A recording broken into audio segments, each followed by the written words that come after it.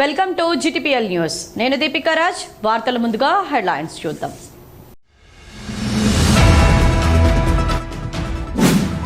సమాజ సేవలో యువత ముందుండాలి. జిల్లా కలెక్టర్ కోయా శ్రీహర్ష పిలుపు.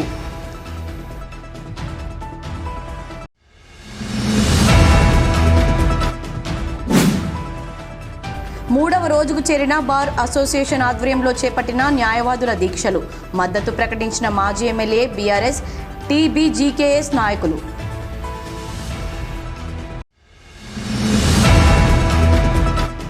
జార్ఖండ్ రాష్ట్రం రాంచీలో అమరవీరుల జెండా ఆవిష్కరణతో ప్రారంభమైన ఏఐసీడబ్ల్యూఎఫ్ 11వ జాతీయ మహాసభలు.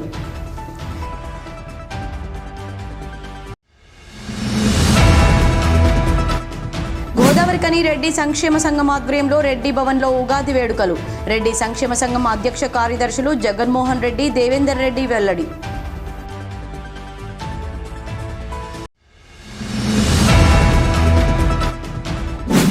రాజీవ్ యువ వికాసం పథకం కోసం 2014 తర్వాత కుల ధృవీకరణ పత్రం ఉన్నవారు మళ్లీ తీసుకోవాల్సిన అవసరం లేదు. రామగుండం తహసీల్దార్ కుమారస్వామి వెల్లడి.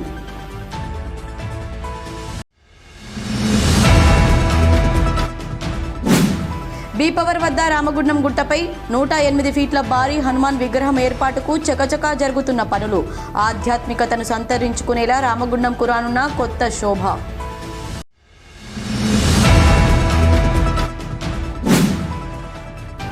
దేశవ్యాప్త సమ్మెలో భాగంగా మే 20న సింగరేణిలో ఒకరోజు టోకెన్ సమ్మెలో పాల్గొనండి.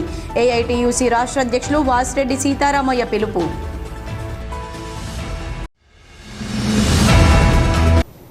సమాజ సేవలో యువత ముందుండాలని జిల్లా కలెక్టర్ కోయా శ్రీహర్ష పిలుపునిచ్చారు.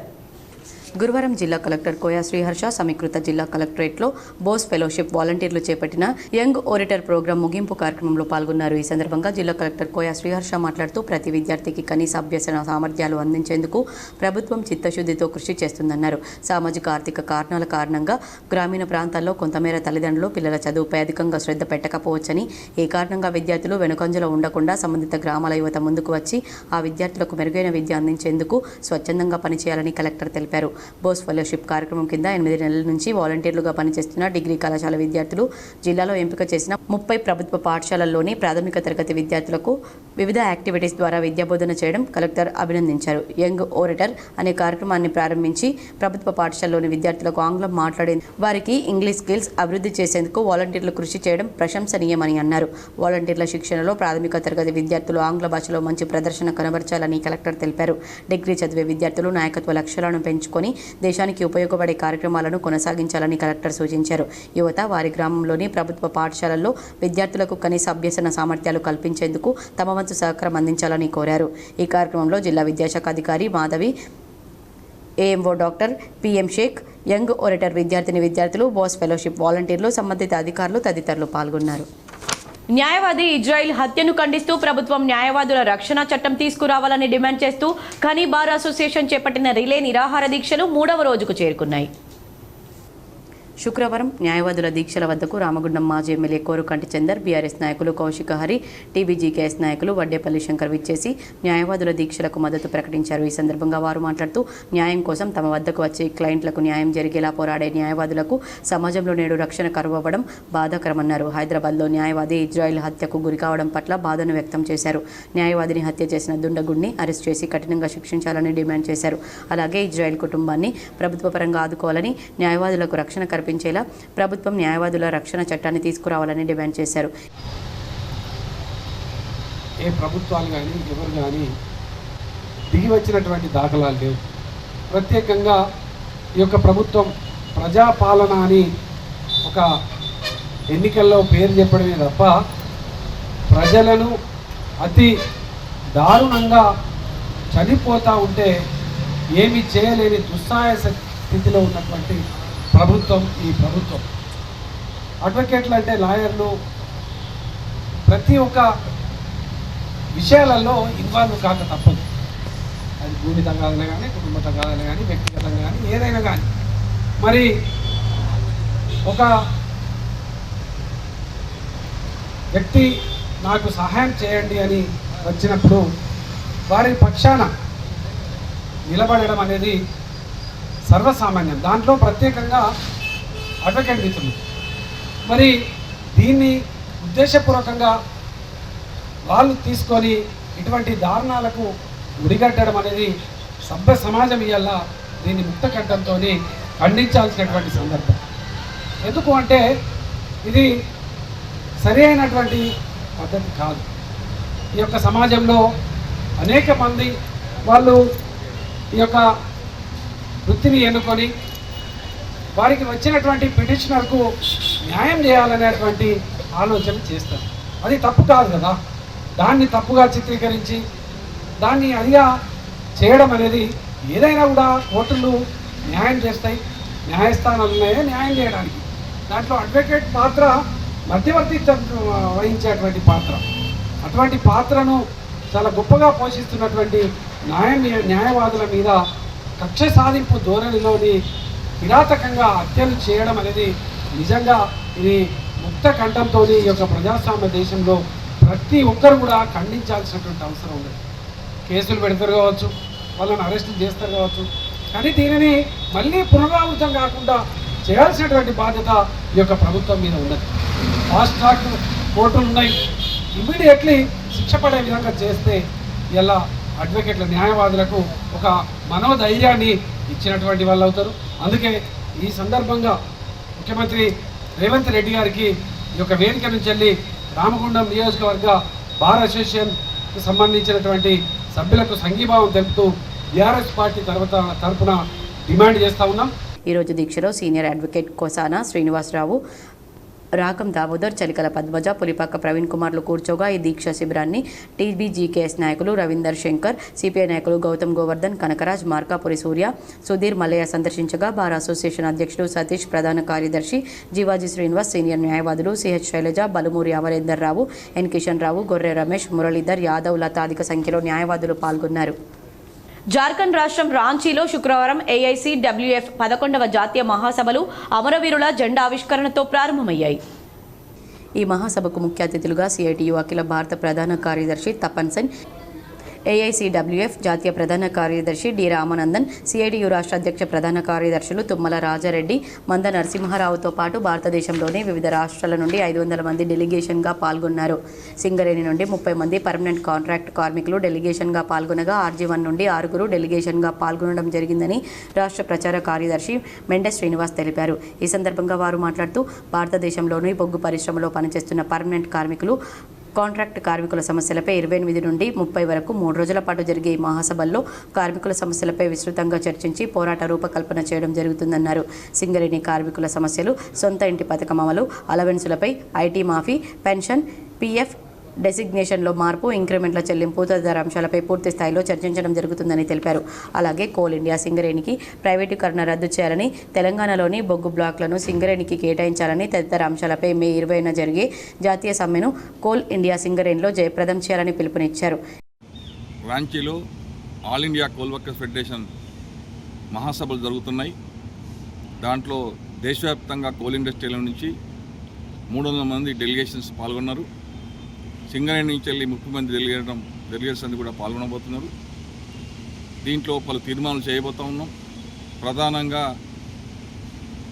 ఇలా నరేంద్ర మోడీ ప్రభుత్వం ప్రవేశపెడుతున్న కార్మికుల మీద అమలు చేయాలనుకుని దౌర్జన్యంగా, నిరంకుశత్వంగా పార్లమెంట్లో చట్టం చేసి కార్మిక చట్టాల మార్పు కోసం, పోరాటాల కోసం సన్నద్ధం చేయడం కోసం తీర్మానం చేయబోతూ ఉన్నాం.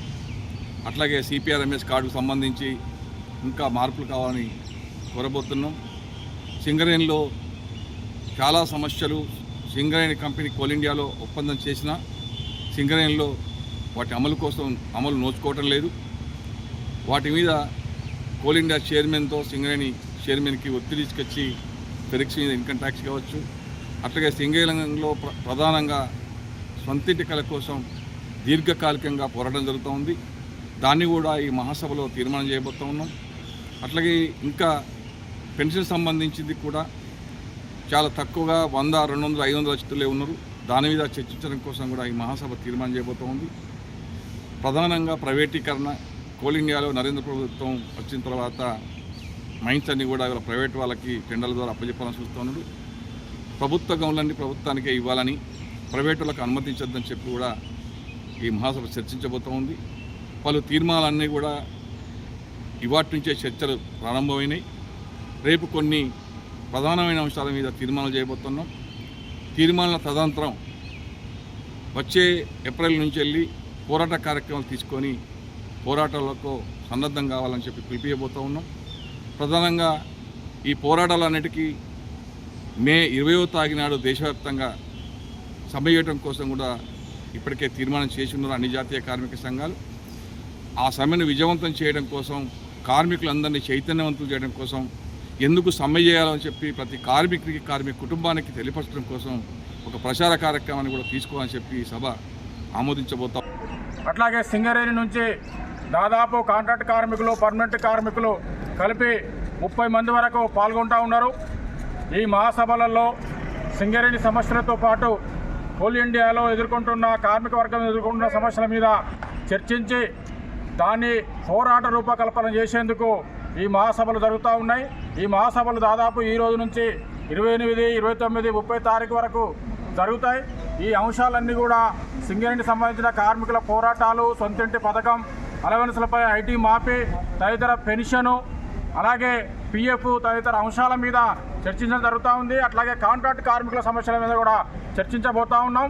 ఈ చర్చించిన అంశాల మీద భవిష్యత్తులో పోరాటాలు తీసుకోవడానికి ఈ మహాసభ నిర్ణయం చేస్తుంది. దాని ప్రకారం పోరాటాలకు కార్మిక వర్గం సిద్ధం కావాలని చెప్పి ఈ సందర్భంగా విజ్ఞప్తి చేస్తూ ఉన్నాం. కాగా ఈ మహాసభల్లో ఆర్జీవన్ నుండి సిఐటియు రాష్ట్ర కార్యదర్శి మేదరి సారయ్య, ఆర్జీవన్ అధ్యక్ష కార్యదర్శులు ఆరేపల్లి రాజమౌళి, మెండ శ్రీనివాస్, అన్నబోయిన శంకరన్న, వంగల శివరాంరెడ్డి, అజయ్ కుమార్ తదితరులు పాల్గొన్నారు. గోదావరికని రెడ్డి సంక్షేమ సంఘం ఆధ్వర్యంలో ఆదివారం సాయంత్రం 5 గంటలకు రెడ్డి భవన్లో ఉగాది వేడుకలను నిర్వహించనున్నామని రెడ్డి సంక్షేమ సంఘం అధ్యక్ష కార్యదర్శులు ఈద జగన్మోహన్ రెడ్డి, ఉమ్మెంతల దేవేందర్ రెడ్డి తెలిపారు. ఈ మేరకు రెడ్డి సంఘం భవనంలో శుక్రవారం ఏర్పాటు చేసిన సమావేశంలో రెడ్డి సంఘం నాయకులతో కలిసి వారు మాట్లాడుతూ రెడ్డి బాంధవుల ఐక్యతను చాటేలా అంగరంగ వైభవంగా నిర్వహించనున్న ఉగాది వేడుకల్లో రెడ్డి కులస్తులందరూ కుటుంబ సమేతంగా విచ్చేసి ఉగాది ఉత్సవాలను విజయవంతం చేయాలని కోరారు. రెడ్డి బాంధవుల ఐక్యత ప్రతిబింబించేందుకు గోదావరికని రెడ్డి సంక్షేమ సంఘం ఆధ్వర్యంలో 30వ తారీఖు ఆదివారం రోజున సాయంత్రం 5 గంటలకు మన రెడ్డి భవన్లో ఉగాది వేడుకలు అంగరంగ వైభవంగా నిర్వహించాలని మన రెడ్డి బాంధవులందరూ నిర్ణయించినాము. ఈ కార్యక్రమంలో రెడ్డి బాంధవులందరూ అధిక సంఖ్యలో పాల్గొని రెడ్డి భవనంలో నిర్వహించే ఉగాది పంచాంగ శ్రవణం ఆలకించి, సంస్కృత కార్యక్రమాన్ని తిలకించి, అనంతరం విందు భోజనం ఆరగించి ఈ కార్యక్రమాన్ని విజయవంతం చేయగలరని మనసారా కోరుకుంటున్నాను. సమస్త రెడ్డి బాంధవులందరికీ నమస్కారము. 30వ తారీఖు జరగబోయే ఉగాది ఉత్సవాలకు రెడ్డి బాంధవులందరూ మన రెడ్డి భవన్కు తప్పకుండా హాజరు కాగలరని, అలాగే ఉగాది ఉత్సవాలు ఆ రోజు సాయంత్రం 5 గంటల నుంచి ఉగాది పంచాంగ శ్రవణము మరియు విందు భోజనము అన్నీ ఉంటాయి. కాబట్టి ప్రతి ఒక్క రెడ్డి బాంధవులందరూ తప్పకుండా ఈ కార్యక్రమానికి హాజరై విజయవంతం చేయాలని మా యొక్క మనవి. ఈ సమావేశంలో రెడ్డి సంఘం గౌరవ అధ్యక్షులు చింతల రాజిరెడ్డి, కోశాధికారి చందుపట్ల తిరుపతి రెడ్డి, లాంబు సత్యనారాయణ రెడ్డి, రాజిరెడ్డి తదితరులు పాల్గొన్నారు. రాజీవ్ యువ వికాస్ పథకం కోసం 2014 తర్వాత కుల ధృవీకరణ పత్రం ఉన్నవారు మళ్లీ తీసుకోవాల్సిన అవసరం లేదని రామగుండం తహసీల్దార్ కుమారస్వామి తెలిపారు. ఈ మేరకు శుక్రవారం ఆయన మీడియాతో మాట్లాడుతూ రాజీవ్ యువ వికాస్ పథకం కింద దరఖాస్తు చేసుకునేవారు 2014 తర్వాత కుల ధృవీకరణ పత్రం ఉంటే సరిపోతుందని, వారు మళ్లీ కొత్తగా సర్టిఫికేట్కు అప్లై చేసుకోవాల్సిన అవసరం లేదన్నారు. 2014 తర్వాత ఇప్పటి వరకు కుల ధృవీకరణ పత్రం తీసుకుని వారు మీ సేవా సెంటర్లో దరఖాస్తు చేసుకోవాలని సూచించారు.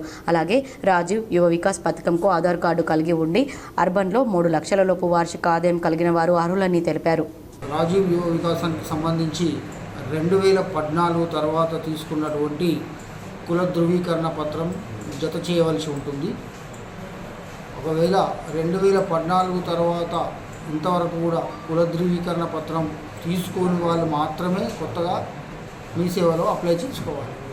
ఒకవేళ మీకు సర్టిఫికేట్ ఉన్నప్పుడు అవసరం లేదు కుల ధృవీకరణానికి సంబంధించి. అదేవిధంగా రేషన్ కార్డు యొక్క లిమిటు 2 లక్షల లోపు ఆదాయ పరిమితి అర్బన్ ఏరియాలో, మన రామగుండం మున్సిపల్ కార్పొరేషన్ అనేది అర్బన్ ఏరియా కింద వస్తుంది కాబట్టి 2 లక్షల లోపు ఆదాయం ఉన్న అందరూ కూడా అర్హులే. రామగుండం బి పవర్ వద్ద రామగుండం గుట్టపై 108 ఫీట్ల భారీ హనుమాన్ విగ్రహం ఏర్పాటుకు చకచకా పనులు జరుగుతున్నాయి. రామగుండం గుట్టపై ఇటీవల స్వయంభూగా వెలిసిన హనుమాన్ విగ్రహ స్థానంలో హనుమాన్ దేవాలయం నిర్మాణం చేపట్టాలని రామగుండం ఎమ్మెల్యే మక్కాన్ సింగ్ రాజ్ ఠాకూర్ సంకల్పించారు. ఈ మేరకు ఇటీవల ఎమ్మెల్యే రాజ్ ఠాకూర్ పూజా కార్యక్రమాలను నిర్వహించి 15 కోట్ల రూపాయలతో హనుమాన్ దేవాలయం 108 ఫీట్ల భారీ పంచముఖ హనుమాన్ విగ్రహాన్ని ఏర్పాటు చేయడానికి పనులను కూడా ప్రారంభించారు. పనులు కూడా వేగవంతంగా జరుగుతున్నాయి. బీ పవర్ హౌస్ గడ్డ వద్ద భారీ విగ్రహ ఏర్పాటుతో రామగుండంలోని ఎంటర్ కాగానే ఆధ్యాత్మిక శోభ రానుంది. అలాగే రాముని గుండాల కొండపై ఉన్న 108 రాముని గుండాలను కూడా ప్రాచుర్యంలోకి తీసుకువచ్చేలా అభివృద్ధి చేస్తామని ఎమ్మెల్యే ప్రకటించిన నేపథ్యంలో రామగుండం ఒక ఆధ్యాత్మిక కేంద్రంగా కొత్త శోభను సంతరించుకోనుంది. వార్తల్లో ఇప్పుడు ఒక చిన్న విరామం. Jagadamba linen cotton store SC Godavari Khani. Godavari ఖనిలోని special gents SC cloth showroom ప్రారంభించామని తెలుపుటకు సంతోషిస్తున్నాం. అన్ని రకాల కార్పొరేట్ స్థాయి మిల్లుల సూటింగ్స్, షర్టింగ్స్, లెనిన్ షర్టింగ్స్ లభించు అతిపెద్ద ఏకైక ఏసీ జెంట్స్ క్లాత్ షోరూం. మేమిచ్చే ఆఫర్లతో షాపింగ్ ఇక మరింత సంబరమే. విమల్ 2 ప్యాంట్స్ క్లాత్ 999 రూపాయలు మాత్రమే.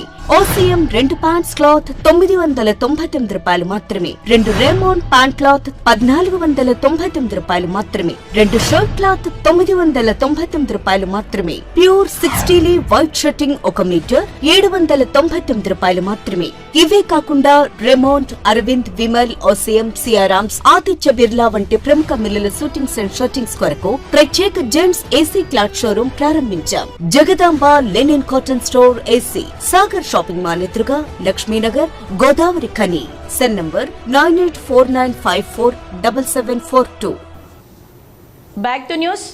కేంద్ర ప్రభుత్వం కార్మిక చట్టాలను రద్దు చేసి 4 లేబర్ కోడ్లుగా మార్చడాన్ని వ్యతిరేకిస్తూ అన్ని కార్మిక సంఘాలు ఇచ్చిన పిలుపు మేరకు మే 20న దేశవ్యాప్త సమ్మెలో భాగంగా సింగరేణిలో కూడా ఒకరోజు టోకెన్ సమ్మెలో పాల్గొని జయప్రదం చేయాలని ఏఐటీయూసీ అధ్యక్షులు వాసిరెడ్డి సీతారామయ్య కార్మిక వర్గాన్ని కోరారు. శుక్రవారం గోదావరి ఖని భాస్కర్ రావు భవన్లో జరిగిన ఏఐటీయూసీ ముఖ్య కార్యకర్తల సమావేశంలో ఆయన పాల్గొని మాట్లాడుతూ దేశంలో కార్మిక వర్గం తమ హక్కులను సాధించేందుకు అనేక పోరాటాలు సమ్మెలు చేసి 44 కార్మిక చట్టాలను సాధించుకుంటే నేడు కేంద్రంలో ఉన్న బీజేపీ ఎన్డీఏ ప్రభుత్వం వాటిని రద్దు చేసి 4 లేబర్ కోడ్లుగా మార్చి ఏప్రిల్ నుంచి అమలు చేసేందుకు చర్యలు తీసుకుంటుందని, 4 లేబర్ కోడ్లను రద్దు చేయాలని, కార్మిక చట్టాలను రద్దు చేయొద్దని డిమాండ్ చేస్తూ దేశంలో ఉన్న అన్ని కార్మిక సంఘాలు కలిసి మే 20న దేశవ్యాప్త సమ్మెకు పిలుపునిచ్చాయని ఆయన పేర్కొన్నారు. అందులో భాగంగా సింగరేణిలో కూడా దేశవ్యాప్త సమ్మెను విజయవంతం చేయాలని ఆయన కార్మిక వర్గాన్ని కోరారు. దేశానికి ఆదాయం ఇస్తున్న ప్రభుత్వ రంగ సంస్థలను ప్రైవేటు పరం చేసేందుకు కేంద్ర ప్రభుత్వం ప్రయత్నాలు చేస్తుందని, దీనివల్ల దేశ ప్రజలకు కార్మిక వర్గానికి తీవ్ర నష్టం వాటిల్లుతుందని ఆయన అన్నారు. కార్మిక చట్టాలను రద్దు చేయవద్దని, సింగరేణిలో 4 కార్మిక కోడ్ల రద్దుకు వ్యతిరేకంగా సింగరేణి సమస్యల పరిష్కారం కోసం ఓపెన్ కాస్ట్లో బొగ్గు తీసే పనిని కాంట్రాక్ట్లో ఇవ్వద్దని, గత బీఆర్ఎస్ ప్రభుత్వం ఎల్లెందు, కోయగూడెం, ఓసీపీ, సత్తుపల్లి ఓసీపీలను ప్రైవేట్కు ఇచ్చి వాటిని రద్దు చేసి సింగరేణికి ఇవ్వాలని, తాడిచర్ల 2, భూపాలపల్లిలోని వెంకటపూర్ 2 గన్లను వేలంలో వేయకుండా సింగరేణికి ఇవ్వాలని, మనుగూరు ఓసీపీ టాను ఎక్స్టెన్షన్ చేయాలని, గోలేటి 1, మాదారం 1 గన్లను ప్రారంభించాలని సింగరేణి యాజమాన్యం స్ట్రక్చర్ సమావేశాల్లో అంగీకరించిన కార్మికుల డిమాండ్లను వెంటనే అమలు చేయాలని తదితర హక్కుల కోసం గుర్తింపు సంఘం ఏఐటీసీతో పాటు అన్ని కార్మిక సంఘాలు కలిసి యాజమాన్యానికి సమ్మె నోటీసు త్వరలో అందజేయడం జరుగుతుందని ఆయన తెలిపారు. కార్మిక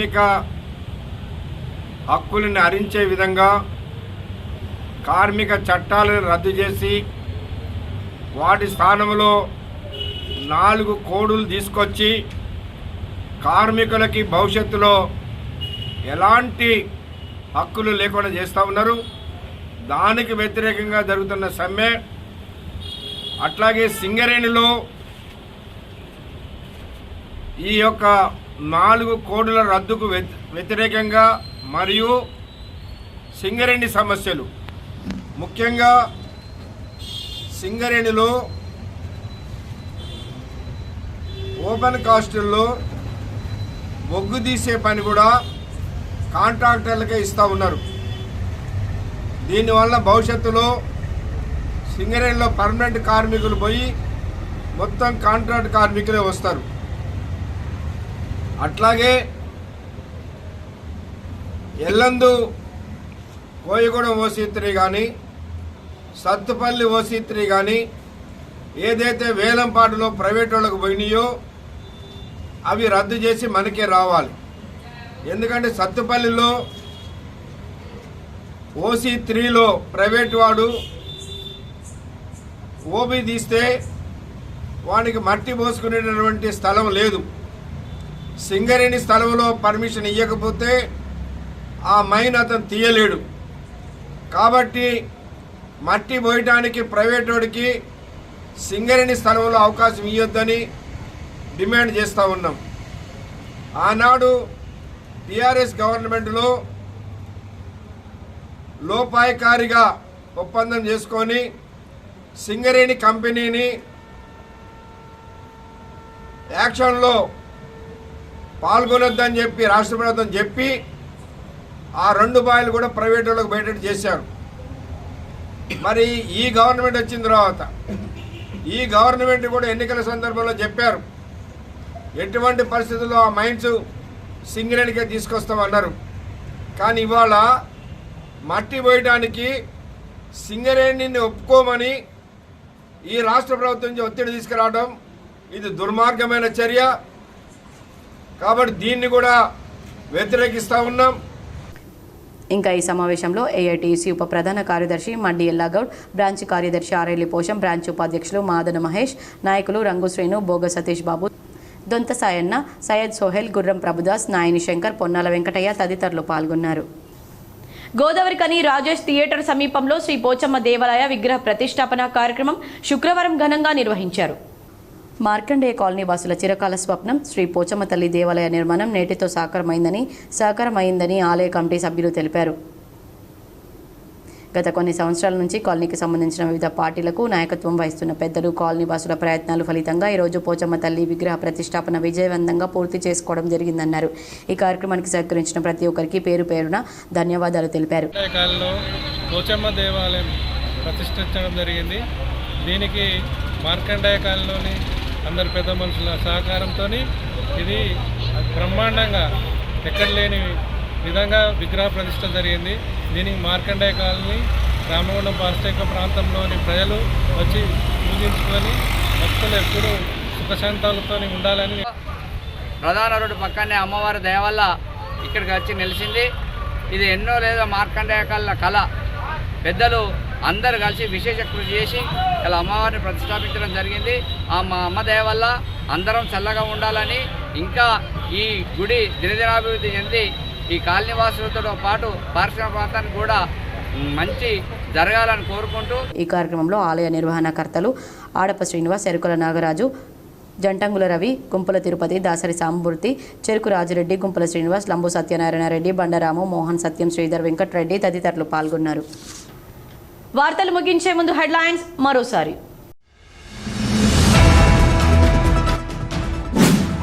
సమాజ సేవలో యువత ముందుండాలి, జిల్లా కలెక్టర్ కోయా శ్రీహర్ష పిలుపు.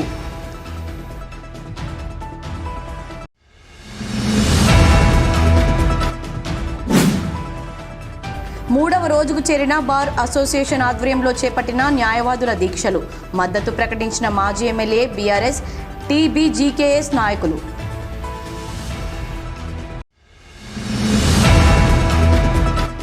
జార్ఖండ్ రాష్ట్రం రాంచీలో అమరవీరుల జెండా ఆవిష్కరణతో ప్రారంభమైన ఏఐసీడబ్ల్యూఎఫ్ 11వ జాతీయ మహాసభలు.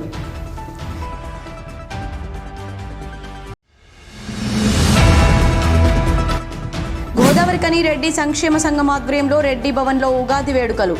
రెడ్డి సంక్షేమ సంఘం అధ్యక్ష కార్యదర్శులు జగన్మోహన్ రెడ్డి, దేవేందర్ రెడ్డి వెల్లడి.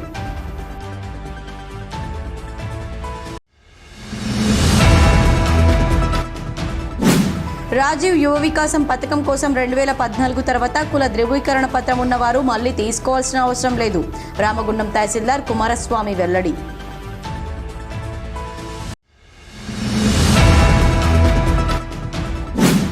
బీపవర్ వద్ద రామగుండం గుట్టపై 108 ఫీట్ల భారీ హనుమాన్ విగ్రహం ఏర్పాటుకు చకచకా జరుగుతున్న పనులు. ఆధ్యాత్మికతను సంతరించుకునేలా రామగుండం కురానున్న కొత్త శోభ.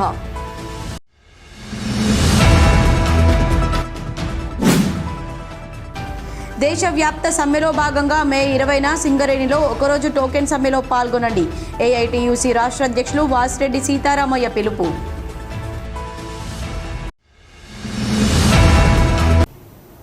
ఈ వార్తలు ఇంతటితో సమాప్తం. తిరిగి ప్రసారమయ్యే వార్తల్లో మళ్ళీ కలుద్దాం. అంతవరకు చూస్తూనే ఉండండి మీ GTPL.